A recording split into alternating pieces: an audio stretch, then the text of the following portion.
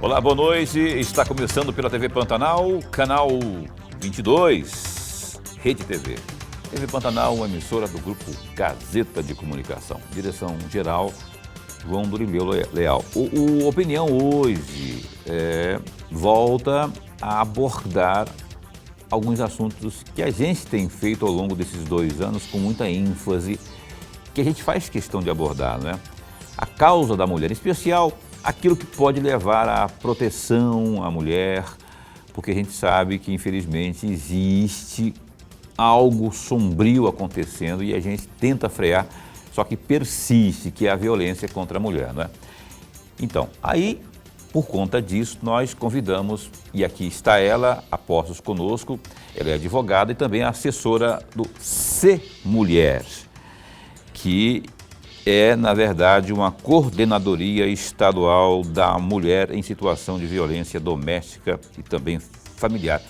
É lá do Tribunal de Justiça de Mato Grosso. Tribunal de Justiça que esteve aqui, não é, na pessoa da Maria Helena Povas, do corregedor também, que é o doutor Zuquim, esteve também conosco aqui, e a doutora Maria Erotides também vai estar conosco já, não é, que eu conversei com ela.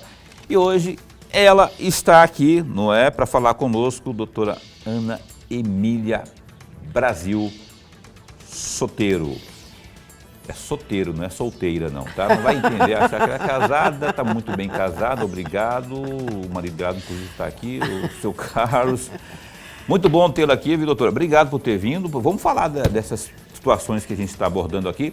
Antes de cumprimentá-la, eu quero cumprimentar meu parceiro de todas as noites aqui, porque às vezes eu esqueço de cumprimentá-lo, ele fica zangado comigo, mas Lorenberg, boa noite. Estamos em casa. Boa noite, Paulo Coelho, e um grande abraço, mas um grande abraço mesmo a todos os nossos telespectadores, a razão maior do nosso programa. E você vê como é que são as coisas, né? O Lorenberg, é difícil sentar alguém aqui, no meu lado esquerdo, nessa bancada, que não tenha passado pela sala de aula com o Lorenberg, que não tenha sido aluno do Lorenberg. Olha, professor, que saudade, aquele tempo e tal. É o caso da doutora, aqui nossa convidada, a Ana Emília, que foi aluna do Lorenberg lá atrás. Não vou falar a época para não entregar a idade aqui, mas tudo bem. Muito bom recebê-la aqui, boa noite, viu? Boa noite, muito obrigada, boa noite a todos e todas. Muito obrigada pelo convite, pela deferência, e foi uma satisfação enorme rever o professor depois de algum tempo, né? Logo outro dia, né? A felicidade é muito maior minha. Muito obrigada. O senhor não mudou nadinha, eu fico muito feliz de ver a barba dele deve ter mudado. A barba a barba ficou mais charmoso. Obrigado. Eu conheço o Lorenberg, aliás, conheço assim, de acompanhar sempre, quando a barba dele era branca. Agora você faz hora, hein, cara? Faz hora. Mas, enfim, bom tê-la. Aliás, eu vou começar perguntando, olha só, agora, no mês de maio, não é, teremos aí uma importante audiência pública, dia 6, não é, para tratar justamente desse assunto que eu abordei aqui, que infelizmente nos assola, que é a agressão contra a mulher, e mais especificamente o feminicídio. Vai acontecer essa audiência pública que é feita a realização dela pelo Poder Judiciário aqui do Estado de Mato Grosso. Como que vai ser isso? Vai ser presencial, vai ser por videoconferência? E conta pra gente aqui, doutora Ana Emília, como está sendo preparada essa audiência pública? Essa audiência pública acontecerá dia 6 de maio, a partir das 14h30, né?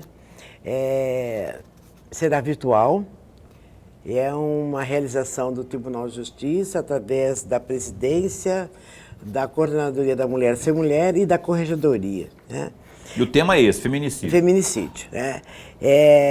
Teremos 2 palestrantes, doutora Adriana Mello, que é uma juíza do Rio de Janeiro, e a professora, né, Alice Bianchini, que é de São Paulo, é uma estudiosa, uma jurista, e é uma defensora da Lei 11.340, Lei Maria da Penha, né?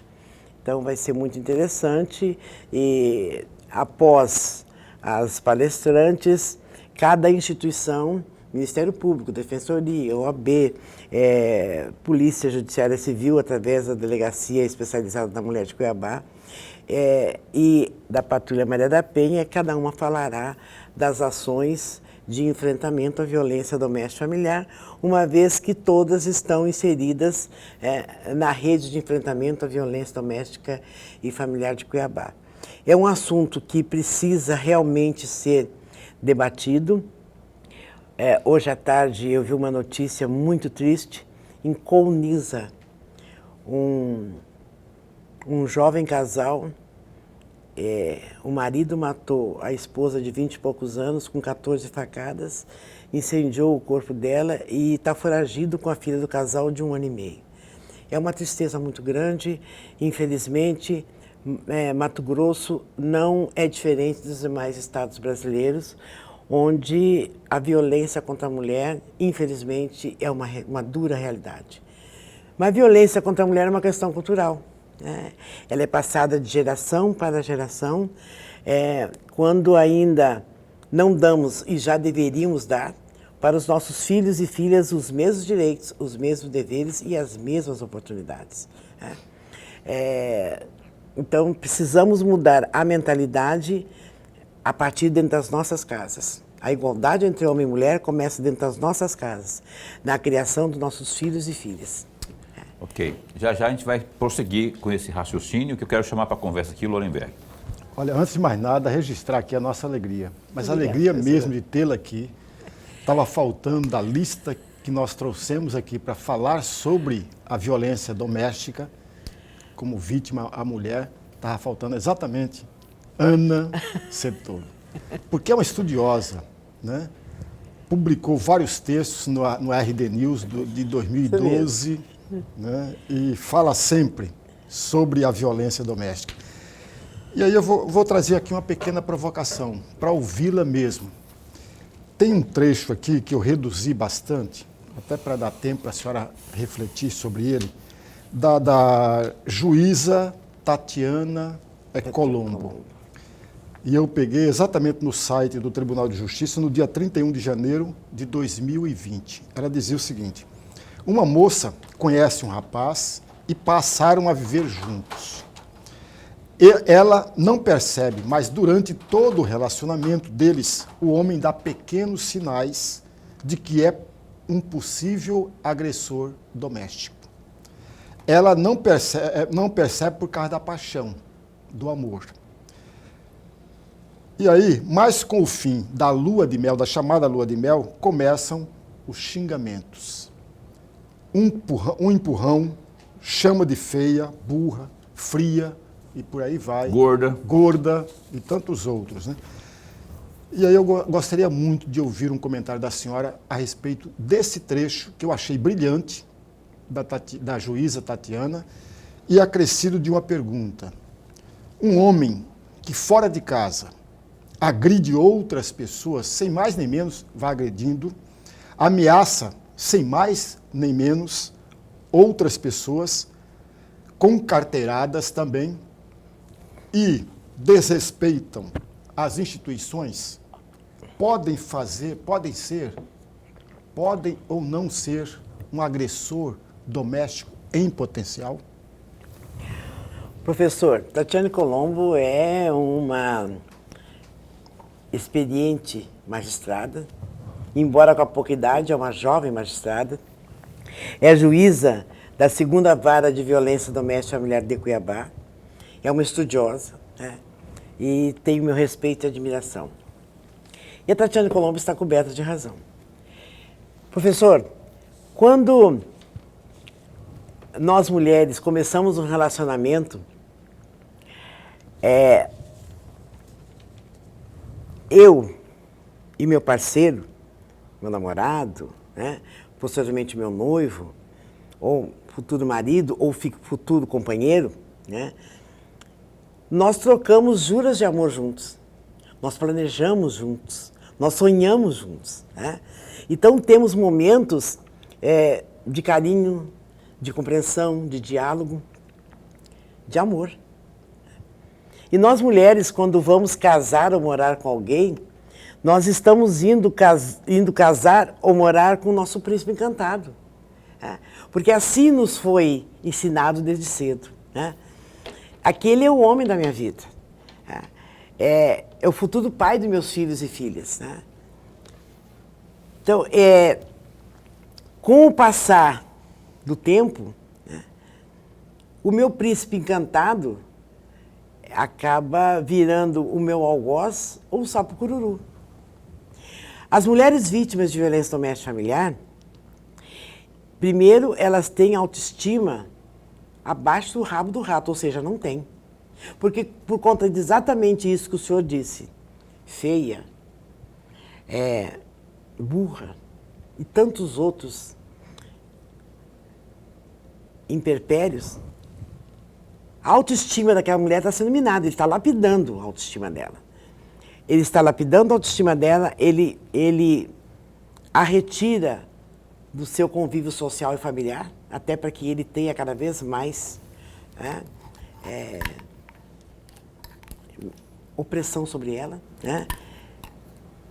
Então, essa mulher vítima de violência, ela tem autoestima baixa, ele faz de tal maneira que ela acredite que ela é culpada de tudo aquilo que está acontecendo com ela. Né?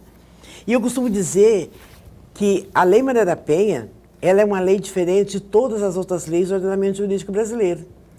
Com a Lei Maria da Penha, nós estamos mexendo com gente, com princípios morais e religiosos, nós estamos mexendo com família, com patrimônio, com vergonha, com desilusão, nós estamos mexendo com amor. É muito mais difícil. É muito mais difícil. Não necessariamente, mas as crianças e os adolescentes que convivem numa família onde a violência doméstica está presente, certamente amanhã eles reproduzirão isso. Serão pais ou mães agressores. Serão agressores e vítimas. Tá? O agressor doméstico, fora de casa, ele é uma pessoa bem diferente. Ele é solícito, ele é educado, ele é agradável. Ele é o cara, ele é fraterno. Ele não arranja confusão com o seu chefe no local de trabalho, ele não quebra seu local de trabalho. Ele não é agressivo, grosseiro com seus colegas. Né? Quando ele põe o pé dentro de casa, ele vira um tirano, ele vira um tirano. Porque na cabeça dele, aquele lugar é dele. E ele é dono da vida daquelas pessoas que lá estão. Isso não é necessariamente uma regra, né, doutora? Não, ou é? Não é necessariamente uma regra. Mas, se nós pararmos para pensar, ainda hoje, dentro de milhares de lares brasileiros, os meninos escutam, não necessariamente assim, mas com esse conceito. Olha, você é mais velho, ou você é o homem da casa, você tem que dar exemplo. Quando você crescer, você vai casar, você vai ter uma família, você vai ter uma família que você vai ter que sustentar, que você vai ser o chefe do casal. Milhares. Eu cresci ouvindo isso. E para a menina, diz exatamente isso. O dia que você crescer, você vai casar. Você vai ter um marido que vai sustentar a casa e que vai ser o chefe do casal. Por isso que eu digo, a partir das nossas casas, nós temos que mudar essa mentalidade. Porque homens e mulheres hoje têm os mesmos direitos e os mesmos deveres. As mulheres estão indo para o mercado de trabalho tanto quanto os homens. E o dinheiro delas está vindo para dentro de casa, para o orçamento doméstico, assim como vem o dinheiro do seu companheiro, do seu marido. Né?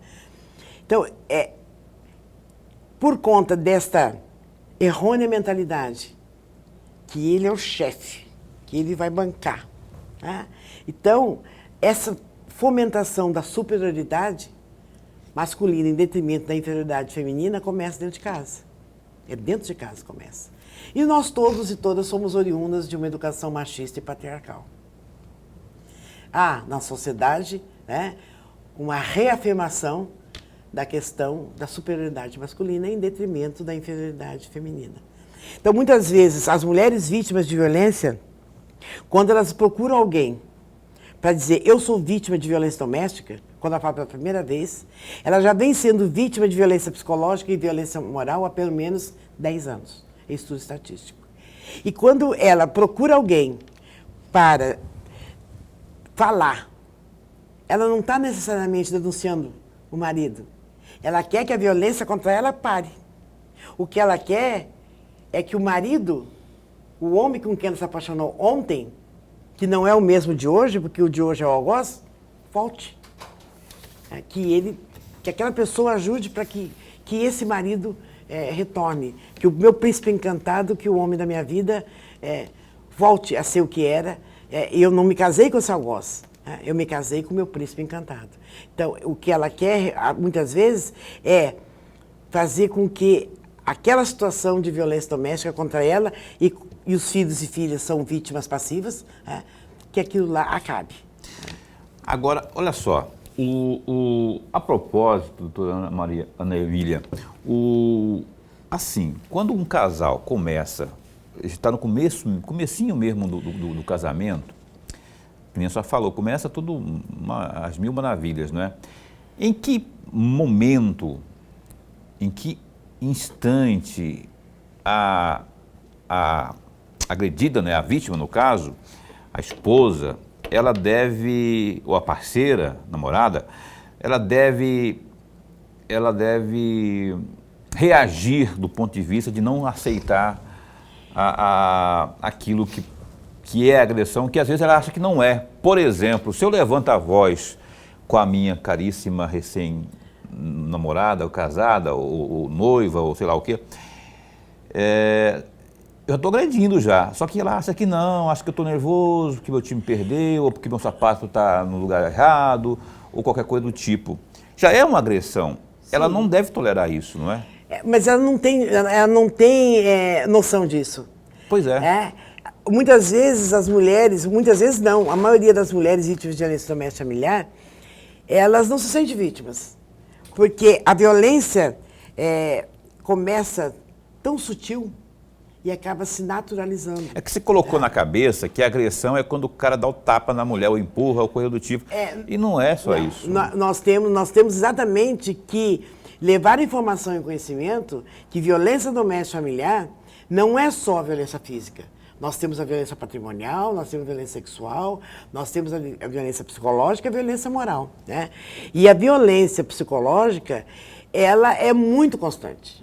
A psicológica e a moral, ela é muito constante, né? Sim. As demais também, mas essa é muito constante. E muitas vezes essas mulheres, é tão sutil e acaba se naturalizando. E há também, dentro do ciclo da violência, a negação. Tá? Eu não sou vítima. Exatamente por conta que há, né, essa ideia de que violência doméstica familiar, ou violência contra a mulher, é aquela onde tem a violência física.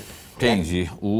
Pois é, algo muito complicado. Eu queria até, depois, eu não sei se tem aí se não tiver no próximo bloco, eu queria que colocasse no rodapé aí os canais para que... No próximo bloco a gente coloca, não é? Os telefones, o 181, não é isso? O 190 também, que é outro. Além também tem ali o portal... 180. Tem o 180. Tem aí, a gente tem aí, tá vendo? Esses são... Isso é delegacia virtual, delegacia de polícia, São algumas formas que a gente vai estar colocando ao longo do programa, no rodapé, para que você possa ir, tá vendo? Ó? Isso aí é um contato, 97. O 97 é estadual. Então, não fica quieto. Se está havendo alguma coisa, não é só você que é vítima.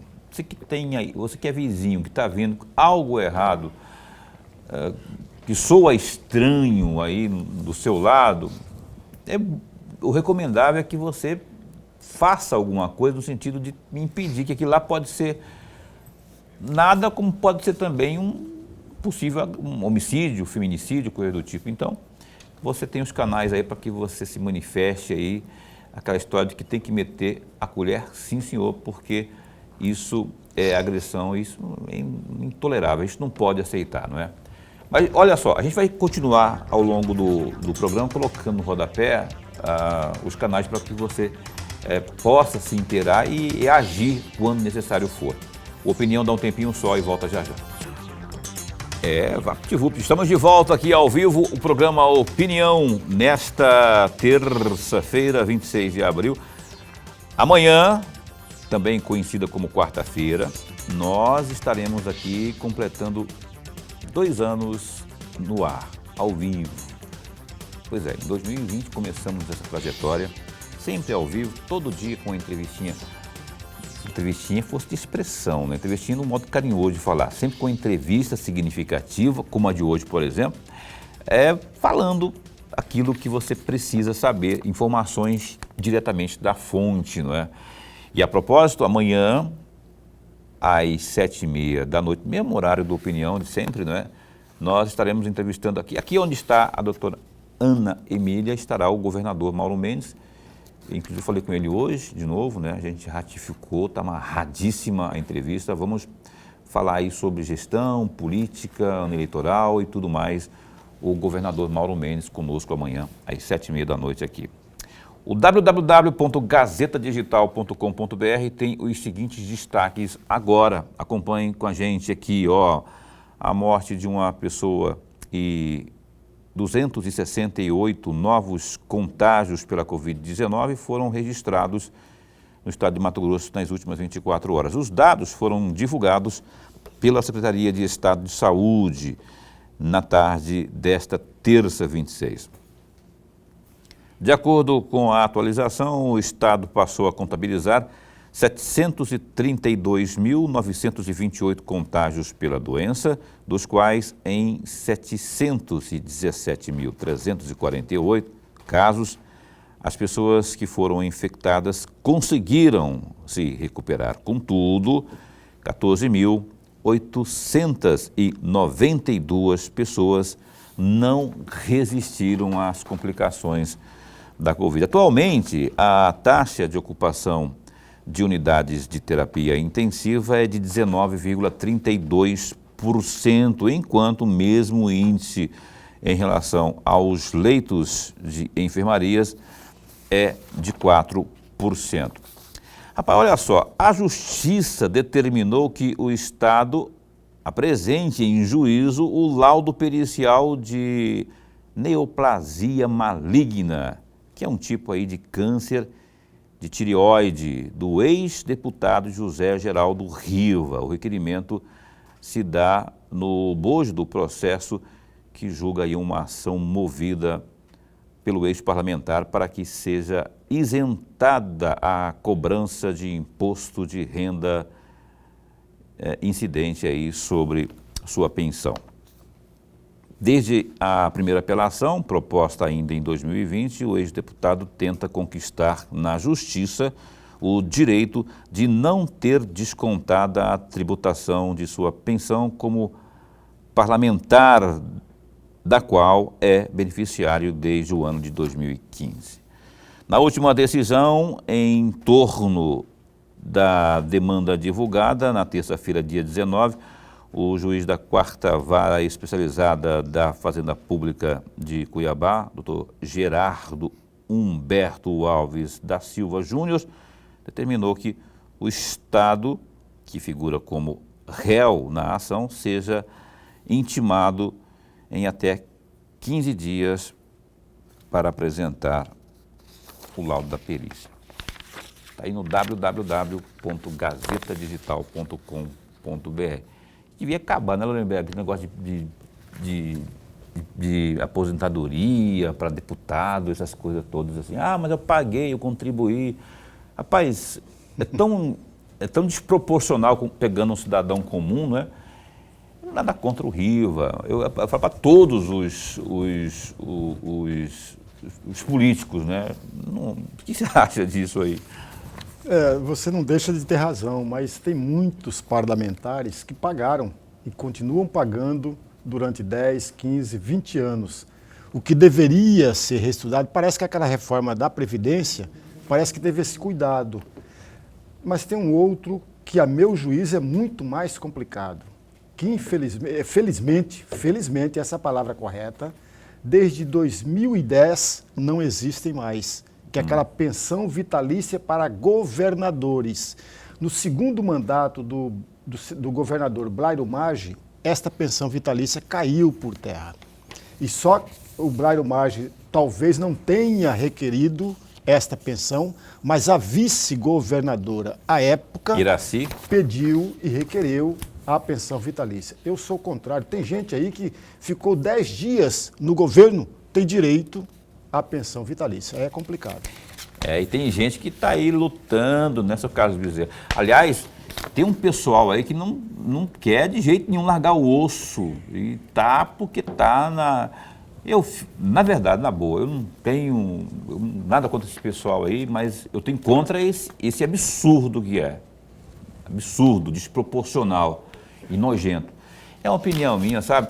E o nome do programa, por acaso ou não, é opinião, então a gente não pode se furtar de dar esses pitacos aqui. Estamos entrevistando aqui, nesta noite aqui, a Ana Emília Soteiro. Tem Brasil no nome também, né? Ana... Brasil é do casamento, não? Não. Meu nome ficou Ana Emília, hiponema da minha mãe, Brasil do meu pai e Sotero do marido. Rapaz, ainda tem o tal do hiponema. Tem. Mais comprido que esperança de pobre, né? Ana Emília, hiponema, Brasil Soteiro. Aí veio a nossa neta, que aí é a única neta, né? Aí um dia eu fiz uma reunião lá em casa, minha filha estava grávida, e eu falei assim, bom, vamos escolher o nome dos nenês, né? Se for menino, vai... Aí eu. Se for menino, vai ter o nome do pai e do avô. Carlos, do avô e do bisavô. Carlos André, que é o nome do meu sogro. E se for menina, a Cristiane ficou me olhando assim, minha filha, né? Eu falei, se for menina, vai chamar Ana. Ana com 2 N's, que era meu sonho, né? Ana Rafaela normal. Brasil, você não se atreva a tirar o meu nome dos meus netos. Brasil Sotero Marques de Brito. Marques de Brito é do pai. Então ela ficou com 6 nomes. Ela falou assim, vovó, meu nome é muito grande. Falei, e é lindo. Ô, Aninha, pede para colocar o hiponema também, que aí fica maior ainda. Hiponema, aí fica mais longo. Não, fica enorme.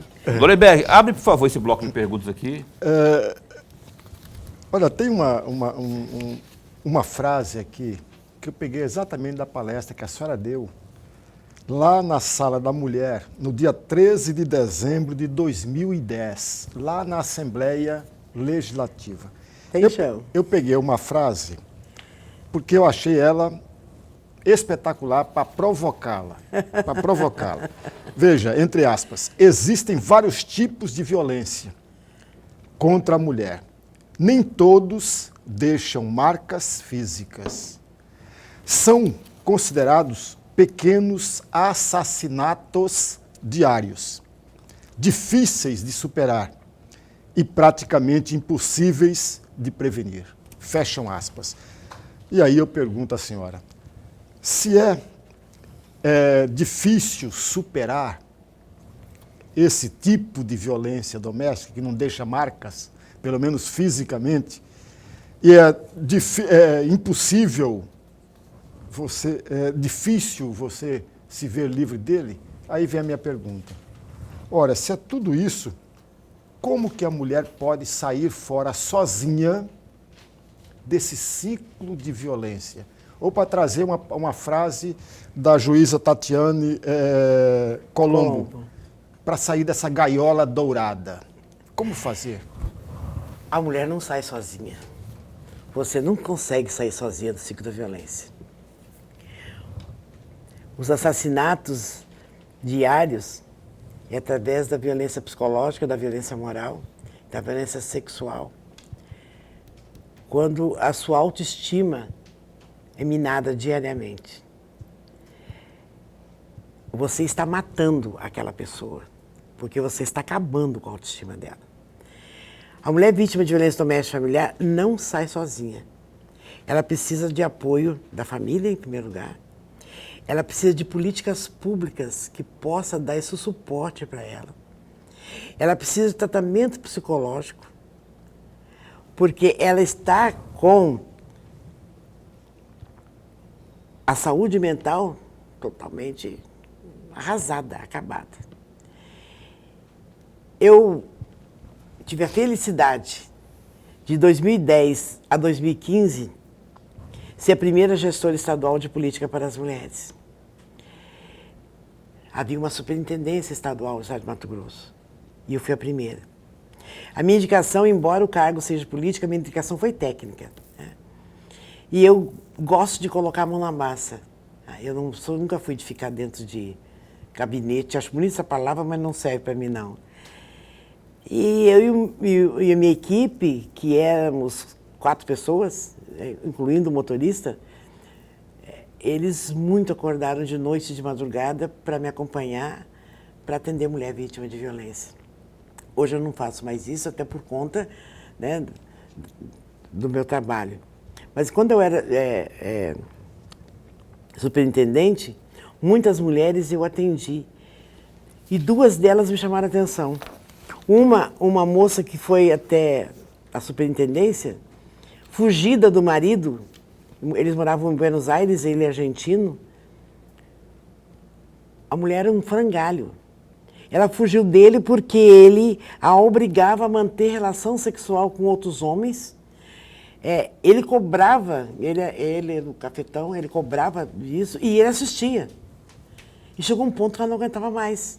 Porque além dessa violência sexual, ela apanhava dele. Aí ela fugiu, porque ela tinha familiares aqui e deram suporte para ela e ela foi pedir ajuda, né?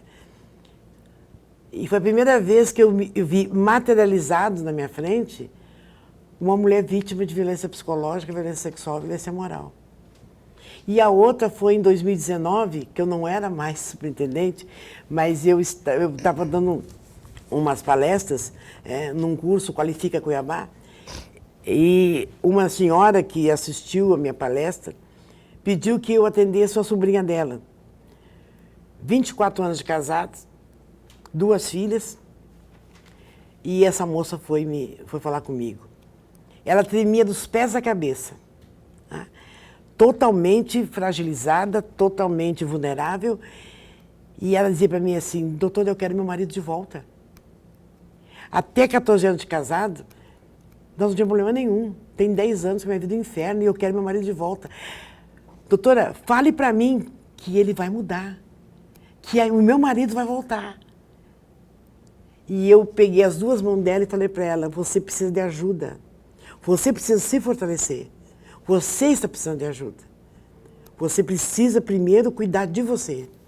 Então é muito difícil. Agora, não é impossível. As mulheres vítimas de violência precisam deste aparato familiar e estatal.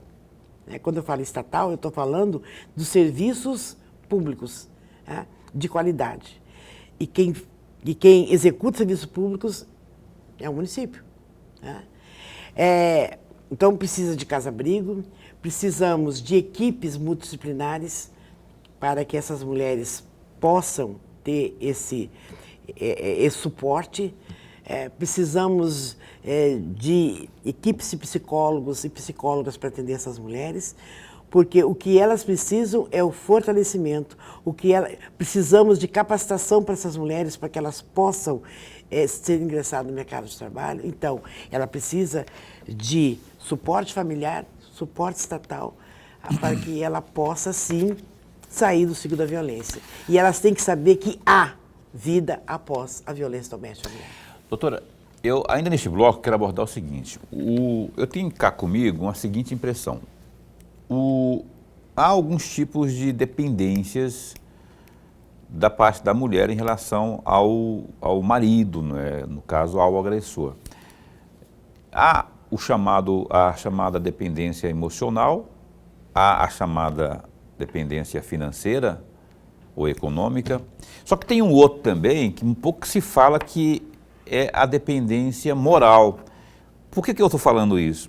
No intervalo, até acho que eu comentei com a senhora, ou antes do programa, não sei, que na classe mais chamada classe alta, média alta, do ponto de vista econômico, a mulher agredida, a vítima, ela tem uma dificuldade é impressão minha, isso não tem estatística nenhuma, pela vivência de cobertura jornalística e tudo mais. ela pensa mais antes de denunciar, para não expor o nome. Por isso que eu falo da dependência moral, né? Porque ela precisa zelar pelo nome, ou dela, ou da família, ou para ela não sair em manchete de jornal, ou para ela não sair aqui no Opinião, para não, sabe, não virar notícia propriamente. É fato isso? Ela percebe que existe essa dependência realmente? Tem um caso de um advogado aí que recentemente aí bateu na esposa e deu o que fazer para que viesse à tona isso aí, porque não se queria, tentaram blindar o negócio.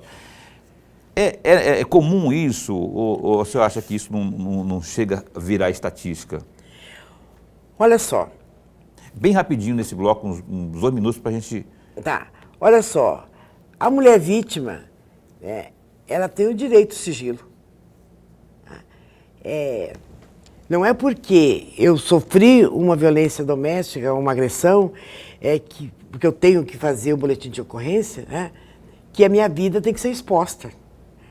Muitas vezes as mulheres, por vergonha, né, e saber que aquilo ali vai virar uma manchete, né, uma notícia, muitas vezes com informações truncadas ou errôneas, né? Uhum. E que poderá vir a prejudicá-la profissionalmente, né? Então, é uma situação extremamente difícil, né?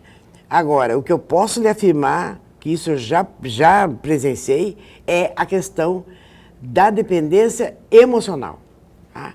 Se eu falar isso, se eu denunciar isso, eu vou perder. Eu vou perder o amor dele, vou perder... Eu tenho esperança com que o sentimento que eu tenho em relação a ele, vou fazer com que ele mude.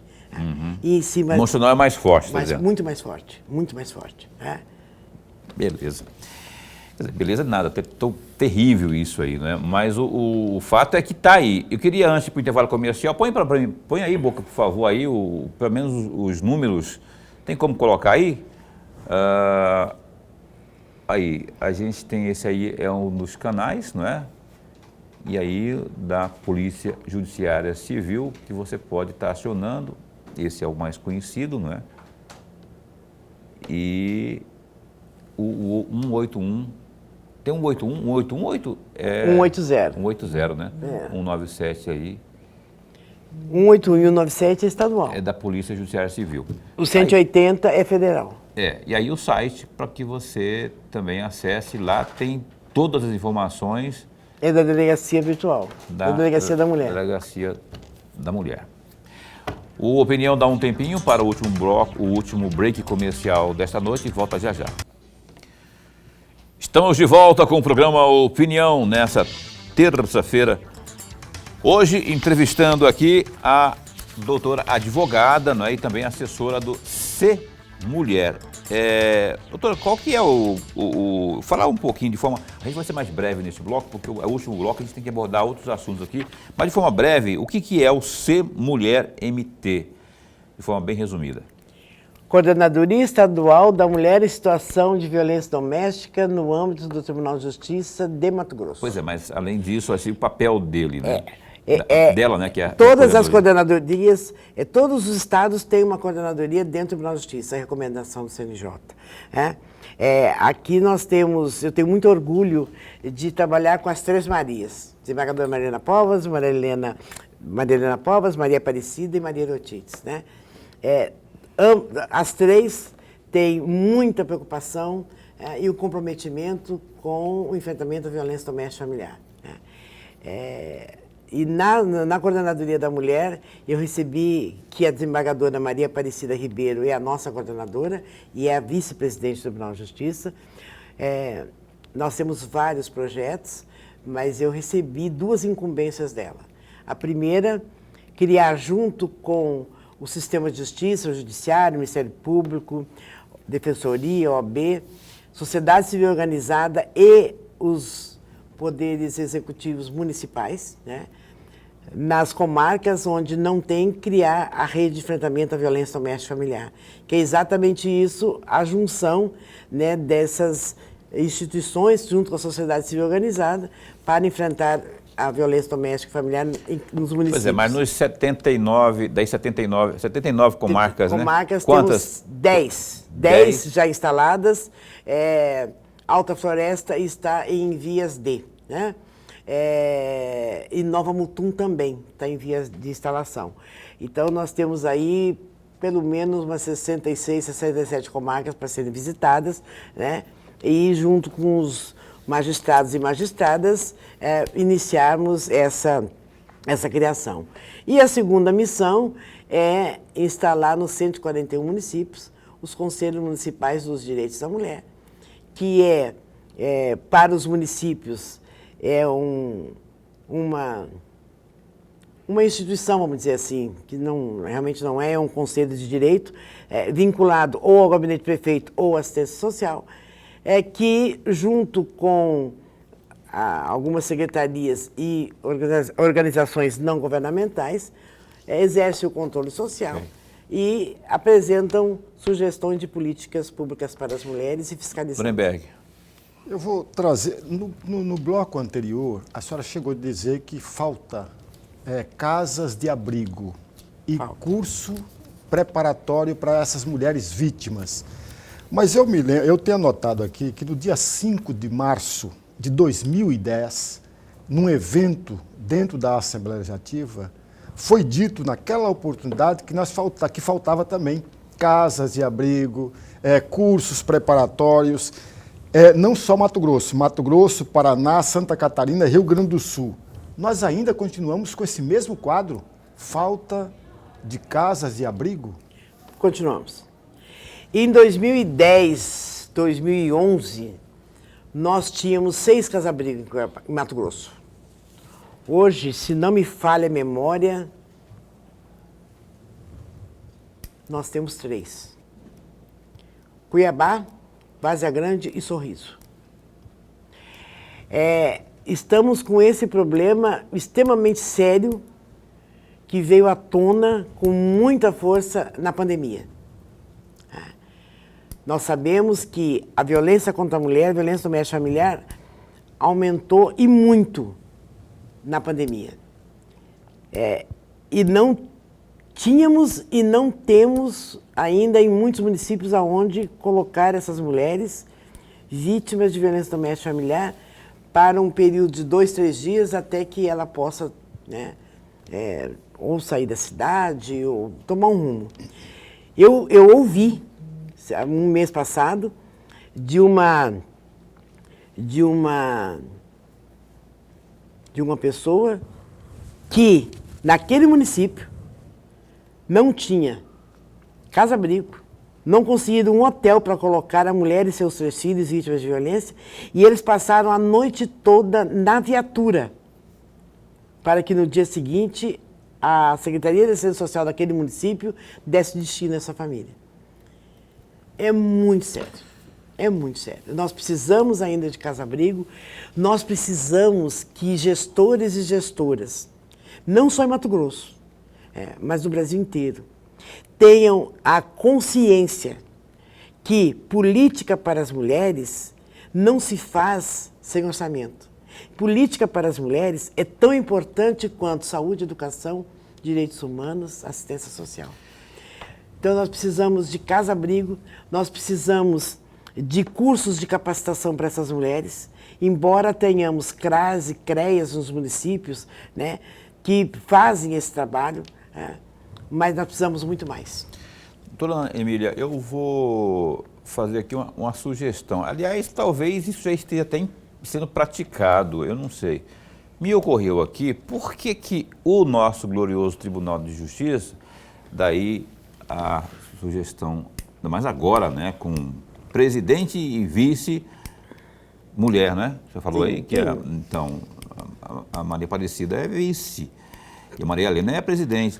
Por que não encabeça aí uma campanha para fazer entrar na cabeça do empresariado mato-grossense a ideia de contratar a mulher vítima de violência, que isso se transformasse num selo para aquela empresa de apoiador da causa da mulher? Isso nós já estamos conversando sobre isso. Já tem em algumas capitais do Brasil chamada Empresa Amiga da Mulher, né? Nós já estamos alinhavando isso, né?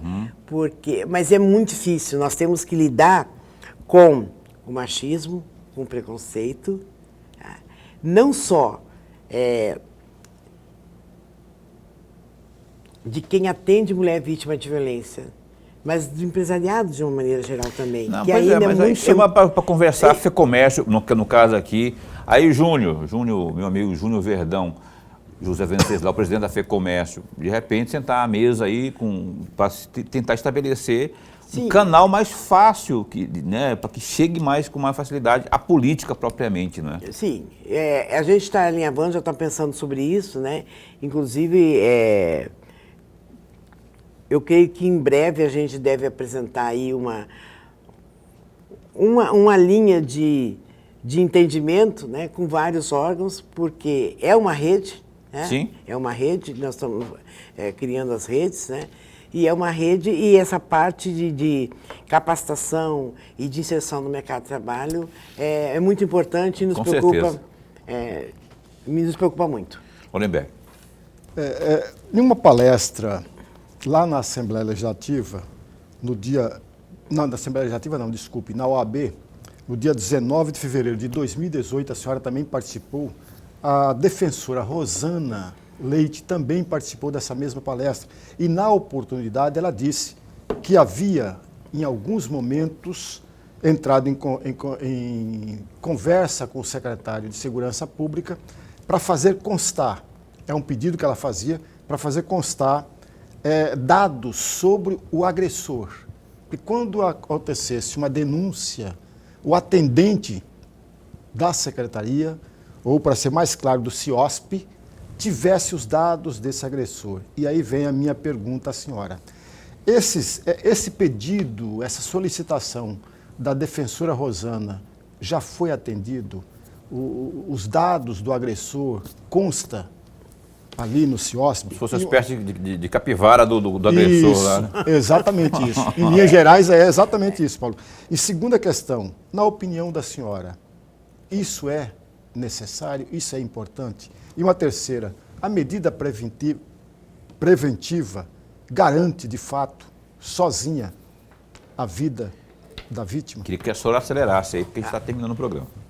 São 3 perguntas, mas... Pois é. A primeira pergunta, não tenho conhecimento, então não vou poder opinar. Da questão se já tem os dados, o perfil, banco de dados do agressor. Então não tenho conhecimento, não vou poder opinar. A segunda pergunta sobre... Se a senhora não tem conhecimento, a senhora acha que isso é importante, é necessário?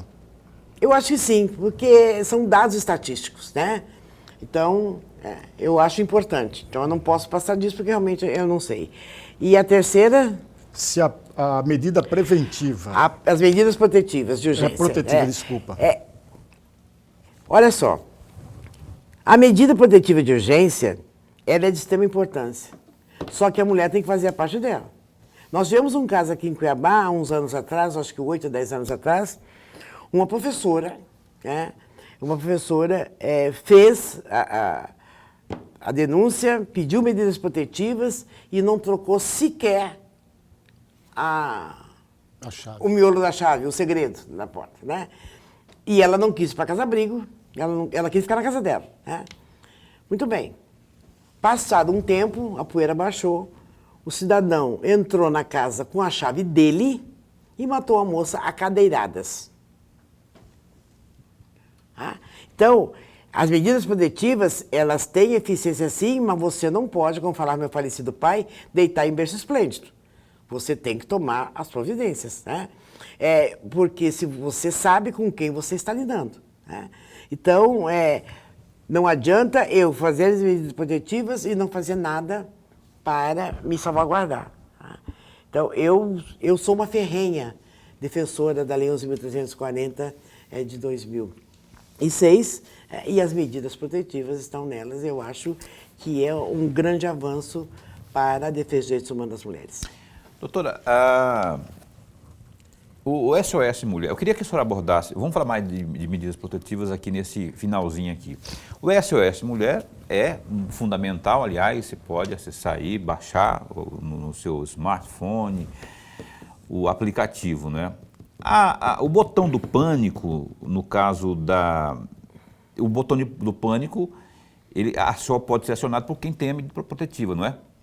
Sim, porque Então, o cidadão fica com aqui em Mato Grosso, né?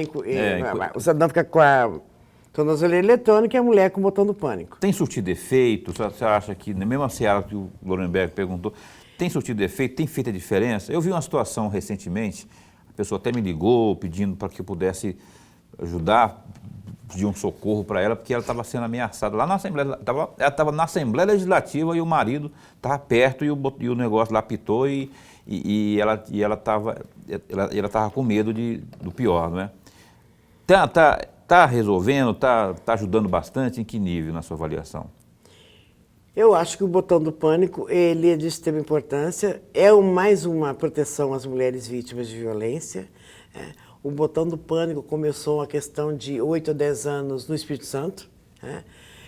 Foi um projeto da desembargadora Hermínia, uma amiga nossa, uma estudiosa na questão da defesa de direitos humanos e violência doméstica. Aqui em Mato Grosso, ele está uns 3, 4 anos na questão da tornozeleira eletrônica e o botão do pânico, para quem tem medidas protetivas.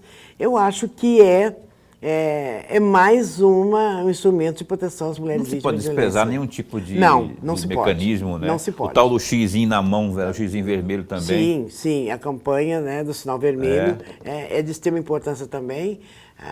Eu acho que aonde a gente puder lançar a mão de maior proteção, tem que ser lançado. Lorenberg, uma pequenininha no finalzinho cabe ainda a sua aqui.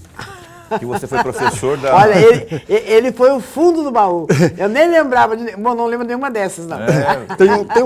Tem um trecho aqui de um artigo que a senhora escreveu, A Importância do Enfrentamento da Violência Doméstica, no RD News, no dia 16 de março de 2012. A última frase desse artigo. As mulheres negras, com comparação com as brancas, são alvos de maior violência, tais como perseguição policial, agressão física e estupros. Nós ainda continuamos com esse mesmo quadro ou não? Infelizmente. As mulheres negras, elas são vítimas em um índice maior de violência, de uma maneira geral. Né? Não só da violência doméstica, mas da violência estrutural, da violência racial. As maiores vítimas de aborto clandestino são as mulheres negras, pobres e jovens. Então, a mulher negra, infelizmente, ganha menos que a mulher branca. A mulher negra, infelizmente, está à mercê de todo e qualquer tipo de violência numa escala maior do que a mulher branca. Doutora Ana Emília, aqui em 30 segundos que a senhora me respondeu o seguinte. Ter filhos continua sendo um principal empecilho para que aquela mulher vítima de violência denuncie? Pensar nos filhos, não vou denunciar, porque senão meus filhos vão ficar à mercê, vão ficar ao léu. Eu não entendo que ter os filhos e filhas seja o maior empecilho. Agora, a mulher, de uma maneira geral, para ela, quando ela tem uma família, quando ela tem filhos e filhas, para ela tomar uma atitude. É mais difícil. Ela pesa muito mais a questão da família, a questão dos filhos, como vai ser. Ou seja, ela coloca a família em primeiro lugar. Ela tem que entender que a pessoa mais importante da vida dela é ela. Tá? Mas ela sempre coloca, na maioria das vezes, ela coloca a família, filhos e filhas, e às vezes até o marido ou o agressor como prioridade. Como prioridade. Ana Emília Brasil Sotero, muito obrigado por ter vindo aqui, viu? Foi muito bom o papo. A gente pode continuar porque o horário aqui é de rede, a gente tem que encerrar o programa. Muito obrigado. Um abraço aí para Maria Erotides, doutora desembargadora, que logo estará conosco aqui. E a gente está sempre a posto para bem informado. Eu que agradeço a oportunidade, me coloco à disposição. Professor, mais uma vez, uma alegria revê-lo, com saúde.